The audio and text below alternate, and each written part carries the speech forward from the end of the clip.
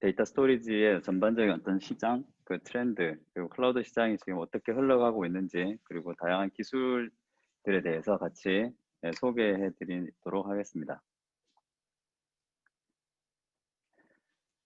어, 코로나 때문에 지금 저희가 다 통해서 지금 온라인으로 접속해서 저희가 이 웨비나 세미나를 진행을 하고 있는데, 뭐 잘 아시겠지만 현재 그 코로나로 인해서 산업별로, 인더스트리별로 영향을 받은 그 산업들이 있는 반면에 또 코로나로 인해서 그 산업이 굉장히 성장하고 있는, 고속 성장하고 있는 산업들도 있는 것 같습니다. 그래서 지금 화면에 이제 제가 보여드리고 싶은 거는 지금 데이터 스토리지 관련돼 가지고, 스토리지 시장 자체는 코로나 이후에 다른 산업에 비해서 굉장히 그래도 성장을 견고하게 하고 있는 시장 중에 하나라고 보고 있고요. 그렇지만 정상적으로 이제 이 시장이 원래대로 성장을 하려면 어, 긍정적인 뭐 케이스 같은 경우는 내년 한 3분기 정도로 예상을 하고 있고요. 만약에 내년 3분기까지 이제 코로나가 좀 더 잠잠해지지 않고 백신이 좀 늦어지면은 한 2022년 1분기 정도로 예상을 하고 있습니다. 네, 그래서 그럼에도 불구하고 전반적으로 그 전년 대비 한 27% 정도의 성장을 이루어가고 있는 게 바로 이 클라우드 스토리지의 시장인 것 같습니다. 혹시 제 목소리 잘 들리시나요? 혹시 안 들리시면 말씀해 주시기 바랍니다. 네, 지금 그 화면에 보여드리는 게 보면 미국 그 기업 중에 이제 시가총액 최상위 기업들에 대한 리스트인데요. 어제 이제 제가 체크를 했습니다. 그래서 애플이 1등, 그 다음에 이제 2등 아마존, 마이크로소프트, 그다음에 구글 뭐 이런 식으로 나가게 되는데, 지금 보여드린 이 기업들 아마존, 그다음 마이크로소프트, 구글이 클라우드 기업이고, 중국 기업으로는 알리바바도 미국의 나스닥에 상장을 했었죠. 그래서 클라우드 기업들이 지금 글로벌 IT 시장을 선도하고 있다라고 보시면 될 것 같고요. 자, 그리고 이제 지금 보여드리는 화면 같은 경우는 이제 가트너에서, 뭐 우리 잘 알고 계시는 가트너에서 항상 1년에 한 번씩 매직 쿼드런트 발표를 하잖아요. 그죠? 근데 매직 쿼드런트를 발표를 하는데 지금 보시는 것 보면은 리더 그룹의 뭐 아마존의 AWS, 마이크로소프트 애저, 그리고 구글의 그 클라우드 플랫폼 GCP 이렇게 선두 그룹으로 가고 있고, 그 다음에 이제 이들의 이제 팔로우 그룹이죠. 그죠? 니치 플레이어 그룹의 알리바바, 오라클, IBM, 뭐 텐센트 이런 식으로 가고 있는데, 여기서 우리가 좀 주목해야 될 부분이 지금 클라우드 전체 시장 자체가 상위 리더 그룹에 굉장히 집중되어 있다라는 거, 그리고 어, 니치 플레이어들도 큰 차이 없이 이제 따라가고 있는데, 여기서 이제 이 가트너 그래프에서 작년 대비 좀 많이 변한 부분이 뭐냐면, 비저너리 쪽이랑 챌린저 그룹이 없어졌어요. 결국은 뭐냐면, 지금 이제 글로벌 굉장히 많은 기업들이 클라우드로 이제 많은 재편들을 하고 있는데, 이제 클라우드 시장은 어느 정도 네, 순위나 기업의 어떤 재편들이 거의 마무리 단계라고 보시면 될 것 같고요. 그러면 이제 클라우드 시장이 어떻게 보면 저희가 오늘 네대 세미나이기도 하고, 전체 이제 데이터 시장도 저희가 클라우드 시장이랑 같이 연계를 해서 볼 수밖에 없는데, 전체 클라우드 시장을 한번 사이즈를 한번 보시게 되면, 올해 이제 가트너에서 예상하기를 한 2,498억 불, 그러니까 한 한국 돈으로 거의 한 300조 가까운 시장으로 이제 성장을 한다고 보시면 되겠죠. 그죠? 그래서 이아스부터, 우리가 잘 알고 있는 이아스 시장부터 파스와 그 사스 시장이 계속해서 견조하게 성장을 하고 있다라고 보시면 될 것 같고요. 가끔 이제 이 그래프 보면 그런 질문들 많이 하세요. 아마 내랩도 이제 하드웨어 위주로 많이 제품 그 라인을 갖고 계셔서 아시겠지만, 인프라스트럭처 애저 서비스, 이아스 쪽이 굉장히 시장이 크다라고 생각하시는 분들이 많으세요. 근데 지금 그래프를 보시게 되면 사스 시장이 이아스 시장의 거의 2배 정도고, 이 격차는 점점점 더 커질 거라고 보시면 돼요.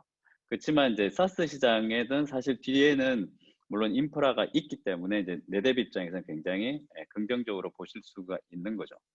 그렇기 때문에 이제 파트너 분들도 그 클라우드 시장을 보실 때는 이제 전통적인 어떤 인프라 관점에서 IT 기술을 보는 것도 중요하겠지만, 그리고 넥스트를 이제 준비를 하신다면은 이제 사스 위주의, 그죠? 솔루션 위주의 그 제품 라인을 준비하시는 것도 굉장히 필요하다라고 보시면 될 것 같아요. 그래서 그 앞서 설명을 드렸던 그 클라우드 벤더들, 리더 그룹에 있는 클라우드 벤더들을 보시게 되면 그 전체 클라우드 시장의 이 4개사가 한 63% 정도의 마켓쉐어를 가지고 있는 거죠. 그러니까 어떻게 보면은 과점 시장이라고 보실 수가 있으실 것 같아요. 그래서 아마존이 대략 한 30% 선에서 점유율을 유지해 가고 있고, 2등으로 이제 마이크로소프트, 그리고 3등 뭐 구글 이런 식으로, 그 다음 이제 알리바바와 IBM 이렇게 뒤를 잇는 구조라고 보시면 될 것 같아요. 그래서 하지만 이제 전체적인 그 시장 사이즈는 보면은 알리바바가 나머지 2, 3, 4위 다 합친 것만큼이나 시장을 많이 가져가고 있죠. 근데 이제 알리바바 그 AWS나 입장에서도 시장 성장은 굉장히 정체되어 있어요. 그러니까 시장 점유율 자체가 AWS는 늘어나지는 않아요. 매출은 늘어나는데 시장 점유율은 정체되어 있고, 뒤에 있는 2, 3, 4위 클라우드 벤더들이 계속해서 아마존의 시장 점유율을 가져가는 형태로 클라우드 시장이 지금 계속 재편되고 있습니다.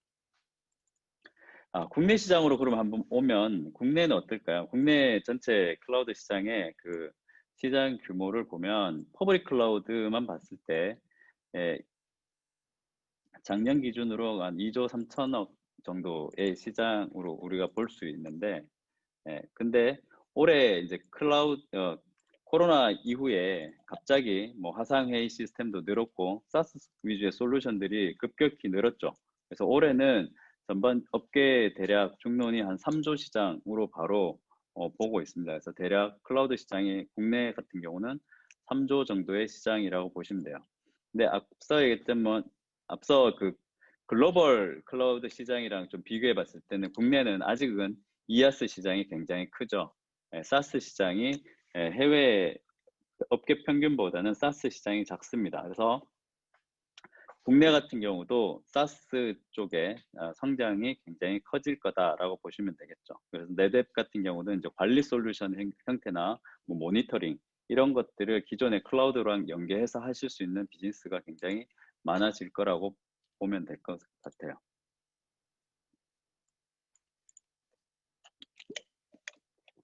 그리고 국내 이제 주요 클라우드를 진행하는 기업들의 전략들을 보시면은 뭐 삼성 SDS 같은 경우도 이제 클라우드 보안 토탈 솔루션들을 제공하고 있고요. LG CNS 같은 경우도 그 클라우드를 통합 관리하는 클라우드 엑스플로러라는 제품들을 출시를 이미 했고, SK CNC 같은 경우도 자체 클라우드 제터라고 하는 서비스 플랫폼을 제공을 합니다. 그래서 SK CNC나 뭐 다른 LG 같은 경우도 멀티 클라우드의 매니지드 서비스들을 제공하는 것들을 전략으로 가져가고 있고요. KT는 예전부터 클라우드에 굉장히 많은 투자를 했었었죠. 그래서 계속해서 투자를 하는데, 투자의 어떤 방향이 지금은 이제 5G 시대에 맞춰가지고 엣지 클라우드 쪽에 투자가 굉장히 많이 이루어지고 있습니다. 그리고 네이버 같은 경우 잘 아시겠지만 데이터 센터를 추가 확장하는 것들 가지고 이제 지자체마다 뭐 이슈가 있었지만 최종 세종에 건립하기로 결정이 났었고요. 그리고 NHN 엔터테인먼트 같은 경우도 공공에 좀 특화된 토스트라고 하는 자체 브랜드를 가지고 제품을 제공해주고 있습니다. 그리고 우리가 잘 아는 티맥스 같은 경우도 오픈스택 기반의 클라우드 제품을 준비하고 있습니다. 그래서 국내외 모든 기업들이 지금은 클라우드로 굉장히 많은 역량을 집중하고 있다라고 보시면 되겠죠. 자, 그러면 클라우드 기술이 어디까지 왔을지에 대해서 한번 좀 알아보도록 하겠습니다. 사실 이제 예, 네대배 이제 세미나인데 클라우드 얘기를 너무 많이 하는 것 같아서 또 궁금해하실 부분인데 뒤에 예, 제가 왜 이 이야기를 하는지에 대해서 좀 설명을 드릴게요. 지금 보시게 되면은 클라우드가 뭐 2006년 아마존이 클라우드를 처음 이제 퍼블릭 클라우드 시작을 하면서 이아스 위주의 제품을 내놨었죠, 그죠? 그래서 가상 서버, 아마존에서 뭐 인스턴스로 불리는 가상 서버와 스토리지 네트워크 같은 것들을 이제 초기에 출시를 했었고, 그러다 보니까 이제 기업들이 데이터베이스도 클라우드에서 한두 기업들이 예, 사용을 하기 시작을 했죠. 그러다 보니까 이제 이아스 시장이 초기에 형성이 됐는데, 그러다 보니까 이제 개발자분들이 가상 서버나 이런 OS 관리에 대한 부담들이 항상 있었습니다. 그래서 우리가 잘 아는 파스, 플랫폼 에즈 서비스들이 출시가 됐고, 그래서 이벤트 기반의, 그죠? 마이크로 서비스나 뭐 서버리스로 대표되는 이 파스 서비스들이 이제 출시가 됐고, 최근에는 이제 RPA라고 로보틱 프로세스 오토메이션, 그 로봇 프로세스 자동화 어, 서비스들이 사스 형태로 클라우드에서 굉장히 많이 제공이 되고 있습니다. 그래서 아마 네더 그 제품을 현장에 이제 납품을 하시게 되고 설치를 하고 나면 고객들이 데이터를 쌓겠지만 그 데이터를 이제 분석하는 업무들, 그죠? 그럼 전통적인 거는 이제 그 뒤에 나오는 뭐 데이터 웨어하우스나 그다음에 이제 최근에 많이 쓰고 있는 빅데이터나 이런 데이터 시각화 툴까지 많이 쓰게 있는데 예, 이런 데이터 분석 업무들도 차츰차츰 RPA 형태로 넘어가고 있습니다. 그래서 사람들이 이제는 데이터를 직접 뭔가 핸들링하는 것보다는 소프트웨어 형태, 그것도 코드 한 줄 짜지 않아도 되는 RPA 형태로 넘어가고 있다라고 보시면 될 것 같고요. 데이터가 쌓이니까 당연히 이 데이터를 좀 더 의미 분석을 하고 싶어 해서 나오는 서비스들이 바로 우리가 잘 알고 있는 머신러닝, 뭐 딥러닝, 그죠? 그리고 이 데이터 학습된 인공지능을 통해서 학습된 데이터들을 가지고 활용하는 것들이 결국은 챗봇 서비스나 음성 스피커, 인공지능 스피커 서비스로 나갈 것 같아요. 그래서 뭐 아직까지 그런 기업들은 별로 없습니다. 그래서 네대배 온탭 위에 올라가 있는 서비스 모니터링을 지금은 아마 대부분 PC나 모바일 앱에서 하겠지만 향후에는 인공지능 기반의 챗봇 서비스나 스피커 통해 가지고 할 수도 있을 것 같습니다. 제가 한 2년 전에 그 국내 정부 그 지원금 받는 프로젝트를 인공지능 기반의 클라우드 모니터링 서비스를 한번 개발한 적이 있었거든요. 그래서 예를 들어서 이런 거예요. 그러니까 뭐 AWS나 애저에 있는 서버들의 그 헬스 체크를 지금 화면을 한번 보여달라. 그러면 챗봇이 API 호출해서 화면에 직접 보여줍니다. 그리고 이제는 대부분 구독 서비스로 하게 되잖아요. 그죠? 그래서 구독 같은 경우는 오늘 얼마 썼는지 어제 그죠? 그런 것들이 굉장히 중요하죠. 빌링 정보가. 그래서 챗봇한테 오늘까지 이번 달 사용한 금액을 알려줘 하면 빌링 API를 통해 가지고 그런 것들을 알려주는 거예요. 그래서 파트너분들도 이쪽에 이제 관심 있으신 분들은 네뎁의 온탭에 있는 그 굉장히 많은 그 헬스 체크 관련된 정보들 있죠. CPU나 볼륨의 어떤 크기나 이런 것들, 그죠? 그런 것들을 챗봇 통해 가지고 물론 앞에 이제 액티브 디렉토리를 인증은 해야겠죠. 하고 나서 챗봇을 통해서 네뎁의 상태 정보들을 고객한테 얘기를 해줄 수 있다면, 그죠? 실시간으로 응대를 해줄 수 있다면 굉장히 편하겠죠. 그리고 볼륨이 지금 한 90% 이상이 찼다 했을 때 바로 그 자리에서 챗봇한테 볼륨이 찼으니까 그죠? 볼륨을 늘려라 명령어로 챗봇한테 할 수도 있습니다. 그러면 챗봇이 알아서 볼륨을 자동으로 이제 한 뭐 100테라 정도 더 볼륨을 추가를 해줄 수도 있는 거죠. 그런 업무들을 예전 같으면 다 커맨드 라인에서 CLI 환경에서 해야 됐다면 지금은 챗봇을 통해서 API 호출로 가능을 해진 거죠. 그래서 그런 부분들은 한번 생각을 해보셔도 좋을 것 같고요. 그리고 이제 최근에 그 앞서도 이제 앞터 세션에서도 간략하게 이제 설명을 주셨지만 굉장히 많은 AR, VR 이런 서비스들도 많이 들어와 있어요. 클라우드에. 그리고 최근에는 인공위성 서비스까지 들어와 있습니다. 인공위성 서비스까지. 그리고 요즘 뭐 2017년에 그 우리 한국의 그 큰 열풍이 일었던 블록체인 기반의 암호화폐, 그죠? 그런 블록체인 기반의 서비스들도 클라우드 위에 다 올라가 있는 거죠. 그래서 아마 그 블록체인을 하게 되면 결국은 또 퍼블릭 클라우드를 쓸 수도 있겠지만 온프레미스 관련돼 가지고 어떤 큰 프로젝트 같은 경우는 사용할 수도 있거든요. 그러면 블록체인도 함께 또 준비를 해 놓는 게 좋으실 것 같습니다. 그리고 자율주행차나 엣지 컴퓨팅을 뭐 여기서 잠깐만 언급해 드리고 가면 결국은 엣지 단에서 데이터를 고속으로 그죠?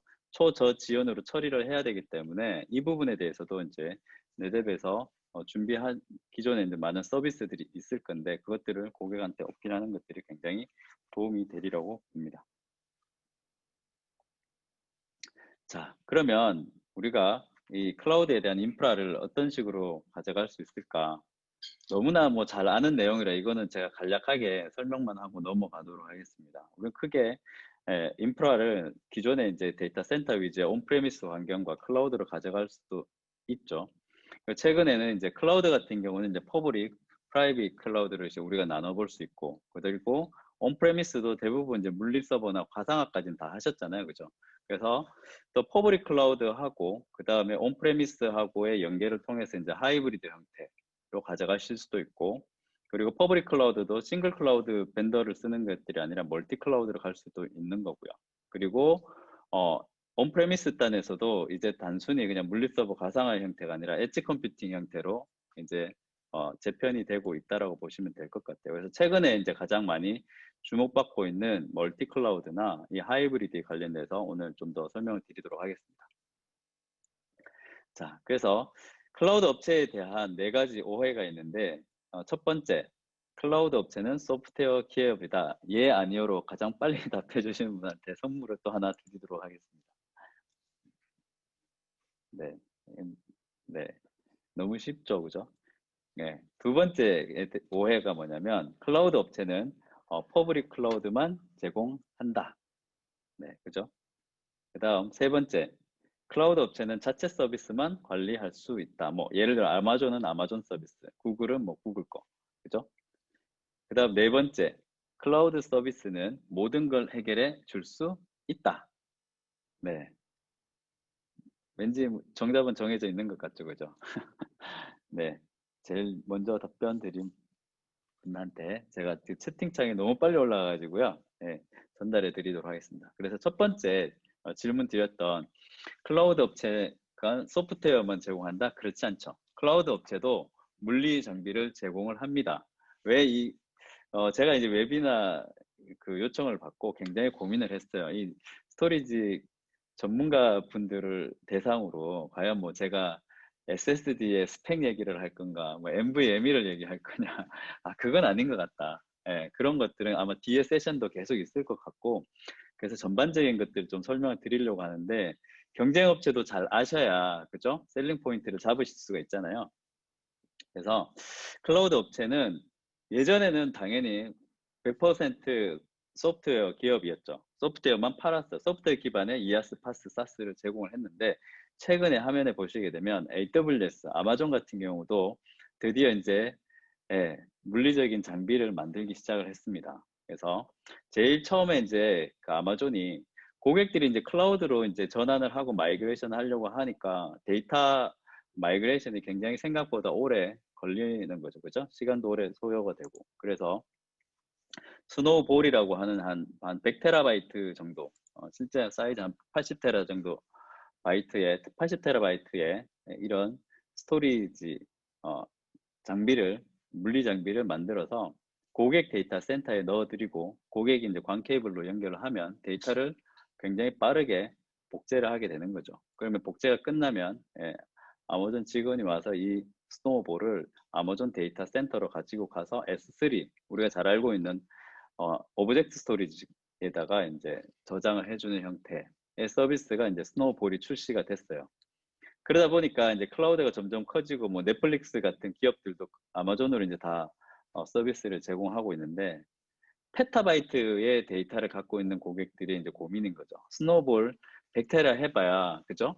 1페타 하려면 저것도 10개를 가지고 와야 되고 한 10페타 하려면 저 100개 가지고 와야 되는데 저거 설치하고 광 케이블 연결하고 백업하는 게 또 일인 거죠. 그래서 아마존에서 이제 만든 서비스가 스노우 모빌이에요. 지금 보시는 화면에 그 트럭에 컨테이너가 실려져 있죠, 그죠? 여기에 한 100페타바이트 정도의 데이터가 저 컨테이너 안에 그 렉들이 쭉 안에 들어있어요. 그래서 고객 앞마당에다가 데이터 센터에다가 주차를 해놓고 광 케이블로 연결한 다음에 고객 데이터 센터에 있는 모든 데이터를 뭐 한 달이든 두 달이든 다 백업이 끝나면 이 스노모빌을 운전을 해서 아마존 데이터 센터로 가는 거죠. 그래서 미국에는 이게 가능한데 한국은 불가능합니다. 아시겠지만 주차할 데가 없어요. 주차할 데도 없고 아마 굉장히 큰 민원이 발생할 거기 때문에 불가능한 서비스가 아닐까 한국에서는. 네. 그래서 한국에는 아직 지원이 안 되고 있고요. 스노우콘이라고 하는 네. 스노우콘이라고 하는 조그만한 지금 제 왼쪽에 보시면은 그죠? 장비가 있는데 요거 같은 경우는 이제 엣지 컴퓨팅에서 데이터들을 수집을 해서 이걸 아마존 S3로 전송을 하기 위한 장비라고 보시면 돼요. 스노우볼처럼 좀 큰 거는 부담이 되고 그리고 엣지 컴퓨터를 해야 되기 때문에 그러니까 설치해야 되는 장소가 굉장히 많아야 되는 경우 그죠?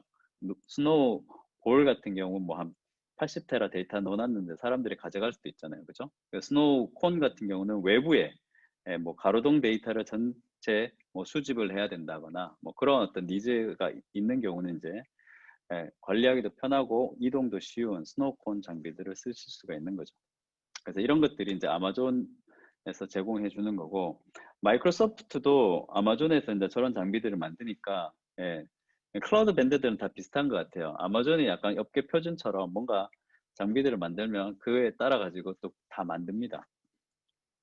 그래서 마이크로소프트 같은 경우도 데이터 박스 같은 100테라바이트의 스노우볼 같은 서비스들을 만들어서 데이터를 백업을 한 다음에 애저 데이터 센터로 가져갈 수 있는 서비스를 출시를 했고요.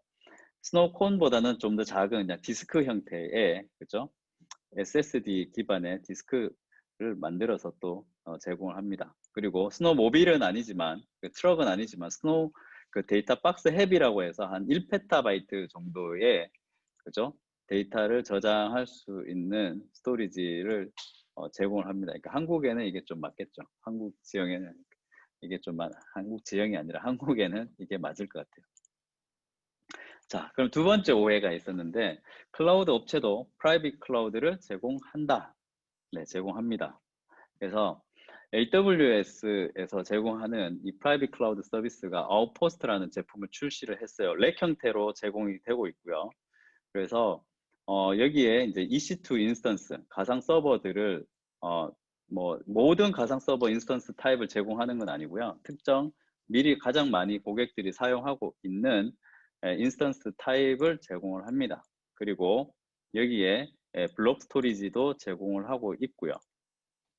근데 그리고 당연히 볼륨에 대한 암호화 이런 것들을 제공을 해주고 있습니다. 그래서 용량은 뭐 기본 한 11테라 정도가 되는데 이제 33테라나 뭐 55테라를 하려면 추가적으로 이제 비용을 지불하고 디스크를 구매를 하셔야 되는 형태입니다. 그래서 크게는 들어가는 서비스는 아마존 그 AWS와 똑같은 환경을 가져가실 수도 있고 기존에 이제 VM웨어 고객들이 있다면 VM웨어 고객들의 그 VM 마이그레이션을 하지 않도록 VM웨어 기반으로 이제 제공도 가능합니다. 두 가지 타입으로 제공이 되는 거고 제가 이 가격을 그래도 민감하실 것 같아서 가격을 또 직접 또 찾아서 가지고 왔습니다. 네, 제가 이 웨비나 한다 2시간 잤거든요. 이게 새벽에 뭘 더 드릴까, 어떤 정보를 더 많이 알려드릴까를 고민하면서 그래도 가격만큼 또 재밌는 게 없잖아요. 보시게 되면 이 아웃포스트 제품을 이제 풀 장착을 하고 업프론트가 그러니까 일시불로 그죠? 제공 한 번에 결제를 하는 거죠. 장비 자체를 결제를 하면 86만 불 정도예요. 그러니까 뭐 한국 돈으로 한 10억 정도가 되죠. 그죠? 10억 정도 되는데 렉 하나예요. 그러니까 AWS를 진짜 좋아하는 진짜 아마존의 찐빠들 그런 기업들 제 말이 좀 격했는데 정말 그런 기업들은 이제 10억 주고 살 수 있어요. 근데 현실적으로 또 10억이 굉장히 요즘 특히나 코로나 시대라 너무 부담스러운 가격이에요. 그래서 국내 도입은 그렇게 많은 케이스가 없습니다. 그리고 테라당 가격이 밑에 나와 있지만 생각보다 장기적으로 봤을 때 기가당 단가가 그죠? 볼륨 디스카운트가 있긴 하지만 기가당 단가가 그렇게 또 저렴하진 않아요. 그래서 제가 한번 예시를 가지고 왔는데 55TB 추가하게 되면 한 달에 9,400불 정도 그죠? 한 1,000만 원 정도를 내고 쓰셔야 됩니다. 그리고 아웃포스트 같은 경우는 이제 어, 뒤에 이제 설명을 드리겠지만은 이런 그 프라이빗 클라우드를 사용하려는 주요 고객들은 대부분 그래도 그죠? 인터넷과 단절된 폐쇄망에서 이런 것들을 쓰고 싶어 하는 고객들인데 그런 부분들이 지원이 아직은 안 되고 있어요. 그래서 이런 부분들도 좀 알아주시면 좋을 것 같고요. 그러면 이제 아마존이 그 아웃포스트 제품이 있다면 애저 같은 경우도 이런 그죠? 프라이빗 클라우드를 지향하는 서비스들이 있습니다. 그래서 애저 스택 엣지라고 해서 원유 사이즈의 장비를 고객 데이터 센터에다가 설치를 하실 수도 있어요. 그래서 거기에다가 고객 데이터를 저장을 하고 그리고 이 제품의 또 특징은 뭐냐면 여기에 GPU 같은 것들을 넣어 놨습니다. 그래서 클라우드에서 분석을 하는 게 아니라 엣지 단에서 그냥 바로 데이터 분석할 수 있도록 서비스들을 제공하고 있는 게 요즘 이제 클라우드 벤더들이 제공하는 장비들의 특징이라고 보시면 될 것 같아요. 그리고 전통적인 뭐 프라이빗 클라우드를 제공하기 위해서 애저 스택 허브 렉 형태로 제공도 되긴 하지만 최근에는 HCI가 대세죠, 그죠? 그래서 애저 스택 허브 같은 경우도 앞서 보셨던 그 AWS 아웃포스트만큼이나 가격이 비쌉니다. 비싸기 때문에 고객이 선뜻 구매하기가 어려워요. 그렇기 때문에 최근에 나오는 것들이 에저스택 HCI 모델이에요. 그래서 하이퍼 컨버지드 관련된 제품들이 이제 출시가 이루어지고 있다. 그래서 예전에 초기 모델 같은 경우는 왼쪽처럼 스토리지 페이브릭이나 뭐 셋나스 그 다음에 컴퓨팅을 하는 하이퍼바이저라 이렇게 나눠져 있었어요. 근데 최근에는 이제 이것들이 HCI 형태로 다 변경이 전환이 이루어지고 있는 거죠. 그래서 뭐 상세 스펙 같은 건 사실은 이제 사이트에 잘 나와 있긴 한데 뭐 그죠? 블레이드마다 저 투유 정도의 렉마다 한 384GB의 메모리 그리고 28코어에 되는 CPU 한 2개 정도 그죠? 그 정도의 어떤 스펙을 제공을 하고 있습니다. 자, 그 다음 시간이 또 많이 갔는데 그럼 클라우드 업체도 멀티 클라우드 환경을 지원하냐? 그죠? 단일 벤더, 얘가 아마존은 아마존만 지원하고 애저는 애저에서만 지원을 하는 게 당연한 거였죠. 근데 최근에 트렌드는 클라우드 업체들도 이제 다른 클라우드의 인프라를 관리하는 형태로 서비스를 확대해 나가고 있어요. 그래서 대표적인 게 그죠? 뒤에 이제 설명드릴 부분인데 IT 환경 자체가 보시게 되면은 예전에는 IT를 운영했던 분들이 데이터 센터 운영만 해도 그냥 뭐 인프라 운영하기 전에 그 건물을 운영하는 분들 뭐 공족이나 그죠? 항온 항습기 이런 것들을 하시는 분 전기 하시는 분들이 있었고 그 다음에는 네트워크 엔지니어 분들이 있었죠. 라우터나 렉 스위치 관리해 주시고 그리고 네뎁처럼 우리가 스토리지를 관리를 해주시거나 테이블 라이브러리 해주시는 분들이 있었어요. 그래서 그리고 그게 끝나면 이제 서버 그죠? OS 엔지니어 분들이 이제 OS 설치하고 그리고 나면 이제 개발자분들이 거기 위에 어플리케이션들 올리는 그리고 각각의 모든 서비스 이제 보안 팀에서 이제 관리해주는 구조였다면 클라우드로 오면서 인프라 관리에 대한 부담이 전혀 없어졌죠. 그러다 보니까 당연히 운영팀에서 이제 커버해야 되는 게 각각의 인프라뿐만 아니라 설정뿐만 아니라 그죠? 데이터베이스에 대한 것들 그리고 서버리스나 뭐 마이크로 서비스 아키텍트에 대한 것도 이해를 해야 되고 그리고 보안도 해야 되고 그리고 하나의 그 클라우드뿐만 아니라 최근에 이제 여러 개 클라우드를 같이 쓰는 이 멀티 클라우드 환경 그리고 온프레미스와 클라우드를 연결하는 하이브리드 환경까지 정말 그 관리해야 되는 영역이 너무나 많아졌죠. 그러니까 너무 힘든 거죠. 예. 이걸 다 해야 되냐? 실제로 이걸 다 해야 되냐? 그죠? 그런 슈퍼맨은 사실 현실에서 제일 그 현실에서 그 요즘 이제 기업들이 뽑는 포지션 중에 제일 현실감이 그래도 잘 안 와닿는 여전히 안 와닿는 포지션이 풀스택 엔지니어예요. 풀스택 엔지니어가 정말 뽑기도 어렵고 항상 저한테도 풀스택 엔지니어 구해달라고 하는데 그런 부분이 있으면 저도 소개해달라고 하거든요. 저희도 지금 사람 뽑고 있기 때문에. 자, 이런 굉장히 복잡하고, 그죠? 다양해진 환경을 관리를 하기 위해서, 그럼 이제 클라우드 벤더들은 어떤 고민들을 하나? 여기서 이제 핵심만 좀 넘어가면, 예전에 이제 여기 보시면 이제, 예, 멀티 클라우드를 관리를 해주는 서비스들이 지금 AWS, 구글도 준비는 중이는데, 에이저가 제일 먼저 아크라고 하는 서비스를 이제 출시를 했어요. 그리고 우리가 이제 잘 알고 있는 클라우드에서 가장 요즘 핫한 기술 중에 하나가 쿠버네티스, 컨테이너 기반의 관리를 해주는 쿠버네티스 기술이잖아요. 그죠? 이 쿠버네티스를 멀티 클라우드에서 관리를 해주는 서비스들이 지금 가장 주목받고 있는 서비스 중에 하나입니다. 그래서 이 부분에 대해서 좀 더 보게 되면 이 부분은 뭐 다른 클라우드 제품보다 이제 MS에서 빨리 이렇게 치고 나가고 있는 부분을 좀 설명을 드리면 예전에는 애저 같은 경우는 자기네 서비스만 관리를 하면 됐죠. 자기네 서비스만 관리를 하면 되는데 이제는 아크라고 하는 서비스를 통해서 온프레미스 환경, 엣지 컴퓨팅, 멀티 클라우드까지 다 모니터링하고 관리하고 보안 정책을 내리려고 하는 형태로 이제 서비스를 확장을 하고 있어요. 그러다 보니까 가상 서버가 예를 들어서 아마존에 있는 EC2 위에 올라간 윈도우 서버를 MS에 있는 그 애저에 있는 아크 통해서 관리를 하게 되는 거죠. 거기에 뭐 서버 접근에 대한 권한이나 이런 어떤 정책들이 있죠. 보안 정책들을 애저 아크 통해서 내리게 되는 거죠. 그래서 뭐 그렇기 때문에 이제는 이제 클라우드 벤더들이 가상 서버가 어디에 있느냐 이게 이제 또 저 중요한 게 아니라 그걸 관리하는 그죠 솔루션이 어디에 있느냐에 새로운 어떤 전쟁이 또 시작이 됐습니다. 자, 그래서 뭐 애저 아크 같은 경우는 컴퓨팅 서비스, 뭐 가상 서버나 컨테이너뿐만 아니라 데이터 관리까지 그리고 심지어는 보안까지 그죠? 다 관리를 해주는 서비스들을 제공을 하려는 게 기본 컨셉이에요. 네. 그래서 보시게 되면은 뭐 이렇게 애저 스택에 온프레미스 애저 스택 HCI가 있고 클라우드에 애저가 있으면 중간에 애저 아크를 통해 가지고 퍼블릭 클라우드, 프라이빗 클라우드를 동시에 그리고 여기에 만약에 아마존, 구글이 있다면 그쪽에 있는 리소스까지 동시에 다 관리를 해주게 되는 거죠. 그래서 리소스의 어떤 생성이나 이런 거 가상 서버의 리소스 생성도 아크 통해서 다 제공이 된다라고 보시면 될 것 같아요.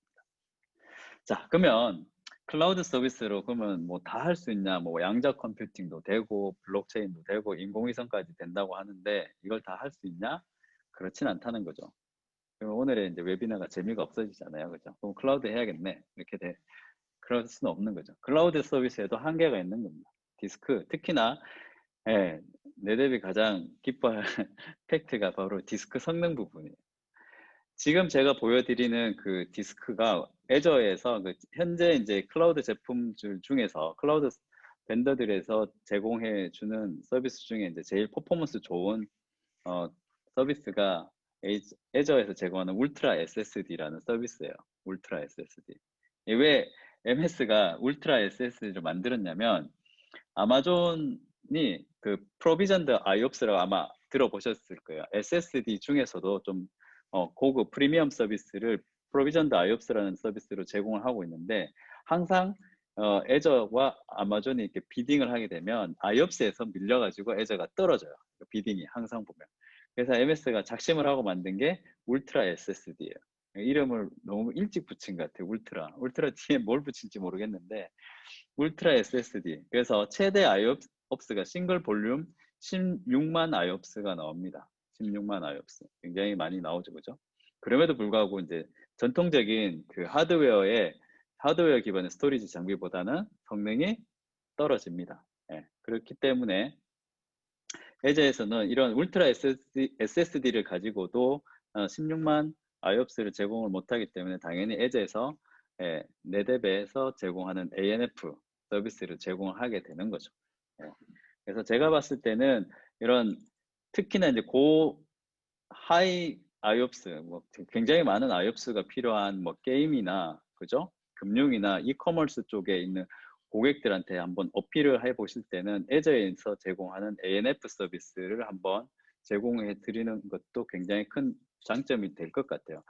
참고로 제가 앞에 뭐 투마일스만 설명을 드렸지만 제가 투마일스를 하기 전에 마이크로소프트에서 애저 그 프로젝트 그 애저 마케팅 매니저를 했었거든요. 그래서 항상 아쉬웠던 게 이 디스크 성능이었어요. 클라우드 제품들은 왜 이렇게 디스크 성능을 못 올리나, 그죠? 그 부분이 가장 큰 예, 어려움 중에 하나였었는데 그런 부분들은 이제 전통적인 그 스토리지 업체인 넷앱에서 ANF 통해서 제공해 주고 있기 때문에 그런 부분들을 앞서 말씀드렸던 IOPS가 굉장히 많이 필요한 게임 서버들, 특히나 배틀그라운드나 검은 사막처럼 디스크 성능이 굉장히 좋아야 되는, 그죠? sRIOV 같은 리눅스에서, 그죠?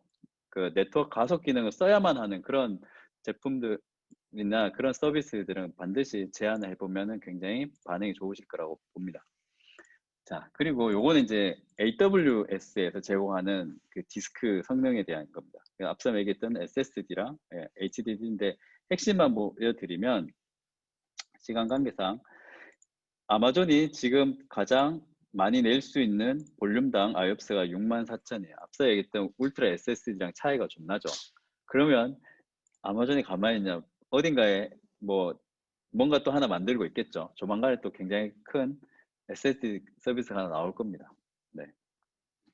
그리고 여기서 이제 또 하나 주목해 보셔야 되는 게 디스크들이 IOPS에 대한 제약만 있는 게 아니라 볼륨당 처리할 수 있는 이 처리량, 밴드위스의 그 제약도 있어요. 그래서 이 부분들을 아직 클라우드는 해결하기 어렵기 때문에 제가 넷앱에서 이 부분을 좀 더 공략을 하시면 좋을 거다라는 말씀을 드리고요.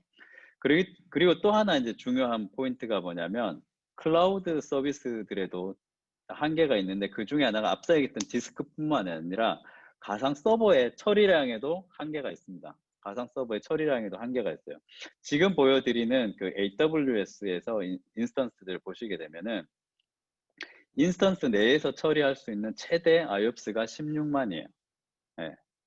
지금 여기 보면 인스턴스 사이즈 보면은 메탈로 되어 있죠. 그죠? 이게 메탈이 붙어 있는 인스턴스들은 대부분 베어 메탈이라고 보시면 됩니다. 물리 장비 자체를 인스턴스로 제공해 드리는 서비스라고 보시면 돼요. 그래서 사실 베어 메탈 서비스들을 AWS 이제 제공한 이유는 앞서 얘기했던 이런 IOPS의 제약, 그죠? 그리고 그 클라우드 제품 특성상 멀티 테넌트 환경이죠. 그래서 하나의 물리 서버 위에 여러 개의 고객들이 만든 VM들이 돌아가다 보니까 서로 간섭이 일어날 수밖에 없어요. 그래서 베어메탈 서비스를 출시를 한 거죠. 그래서 우리가 클라우드 제품, 클라우드 AWS 콘솔에서 가상 서버를 베어메탈로 선택을 하고 만들면 실제 물리 장비가 할당이 되는 거죠. 그죠? 그렇기 때문에 디스크 IOPS가 16만까지 이제 IOPS가 제공이 되는 거예요. 그럼에도 불구하고 맥스 스루풋이 그죠? 5기가가 맥스예요. 네, 그걸 넘어가기는 현실적으로 불가능합니다. 예, 예, 예. 자, 그러면 우리의 이제 전략, 우리는 이 부분에 클라우드에 이런 어떤 제약이 있고, 그죠? 한계가 있는데, 그럼 어떻게 우리가 좀 더 시장을 공략해 볼 수 있을까요? 멀티 클라우드, 하이브리드 환경에서. 제가 이제 제안 드리고 싶은 게 앞에 보이는 숫자가 뭘 의미할까요? 54%. 네, 54%.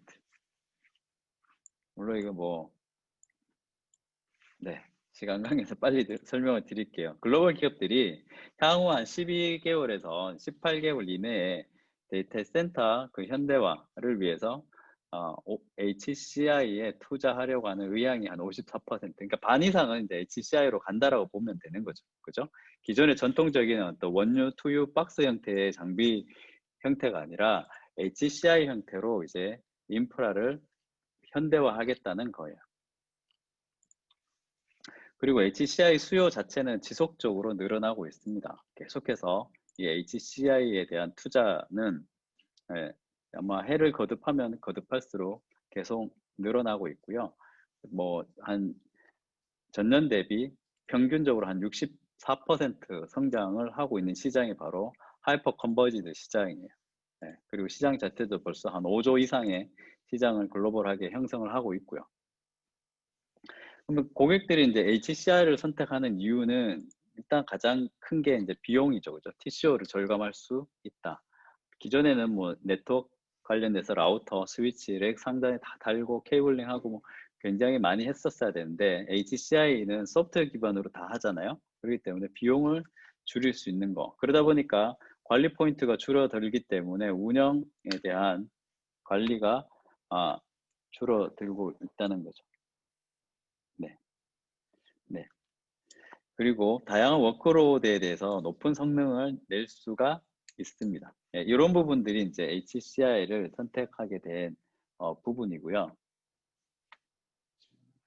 네, 질문은 제가 마지막에 정리해가지고 한번 답변 드리도록 할게요. 그래서 이제 이 HCI 시장이 이렇게 성장을 하고 있고, 그죠? 그리고 우리가 잘 알고 있는 네데베스트 HCI 솔루션이 있죠. 그죠? 그래서 네뎁 HCI를 통해서 우리가 좀 주목해 보여야 될 것들이 앞서 장표에서 여러분들이 좀 눈치를 좀 채셨는지 모르겠지만 구글 같은 경우는 프라이빗 클라우드 제품이 아직까지는 그렇게 다른 어떤 벤더들만큼은 적극적으로 만든 게 없어요. 예. 구글은 아직까지는 빅쿼리나 그런 데이터 분석과 인공지능 서비스 위주로 이제 클라우드 서비스를 아직은 많이 밀고 있거든요. 그러다 보니까 프라이빗 클라우드 시장, 그리고 특히나 이제 폐쇄망에서 클라우드를 제공하는 거에는 다른 벤더들에 비해서는 좀 더 소극적이긴 합니다. 근데 이번에 이제 뭐 아시겠지만 네뎁 HCI가 구글에 엔토스를 지원을 하기 시작을 했죠. 그죠? 공식적으로 이제 인정이 되었고, 그렇기 때문에 이제 장점 중에 하나가 멀티 클라우드 환경을 이제 지향을 하는 그 네뎁 HCI에서, 그죠? 구글, 특히나 이제 구글이랑 같이 이 쿠버네티스 기반 이제 컨테이너들을 좀 더 쉽게 예, 지원을 하실 수가 있으실 거예요. 그래서 이게 뭐 간단한 네뎁 HCI에서 엔토스 아키텍처 모델이긴 한데, 왼편에 보시면 이제 구글 GCP죠, 그죠? 구글 클라우드 플랫폼이 있고, 오른쪽에 이제 온프레미스에 HCI가 있으면, 그죠? 온프레미스 HCI에다가 이제 구글 클라우드, 구글 쿠버네티스 엔진을 올려 놓으시고, 그죠? 그리고 구글 클라우드 플랫폼에서 제공되는 나머지 그 서비스들을 연계해 가지고 같이 하이브리드 클라우드 형태로 이렇게 구축을 하실 수가 있으실 거예요. 이렇게 됐을 때 이제 가장 큰 장점 중에 하나는 바로 이런 거죠. 네뎁 HCI를 통해 가지고 하이브리드 클라우드 환경에서 고객들이 요즘 가장 민감한 게 어떻게 하면 제품을 빨리 출시할 건가, 그죠? 시간을 어떻게 줄일 수 있느냐. 그래서 데브옵스를 위한 이 CI/CD, 지속적인 배포, 지속적인 통합을 하는 CI/CD 환경을 온프레미스 환경에다가 구축을 해줄 수가 있는 거죠. 그럼 당연히 비용은 코스트 세이빙으로 가게 될 거예요. 그리고 비즈니스가 빨리 론치가 되기 때문에 그만큼 시장에 기회가 있는 거죠. 자, 이런 부분들이 이제 네뎁 HCI를 통해서 가져갈 수 있는 가장 큰 또 장점 중에 하나일 거고, 그리고 네뎁 HCI에서 또 제공하는 것들이, 그죠?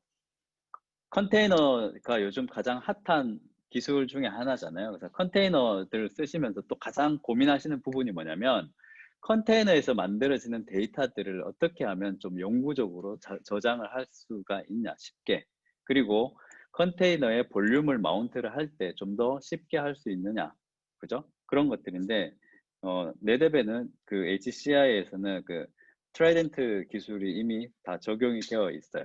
그리고 오픈스택이나 레드햇하고도 다 그 기술적인 제휴나 기술 인테그레이션 다 되어 있고요.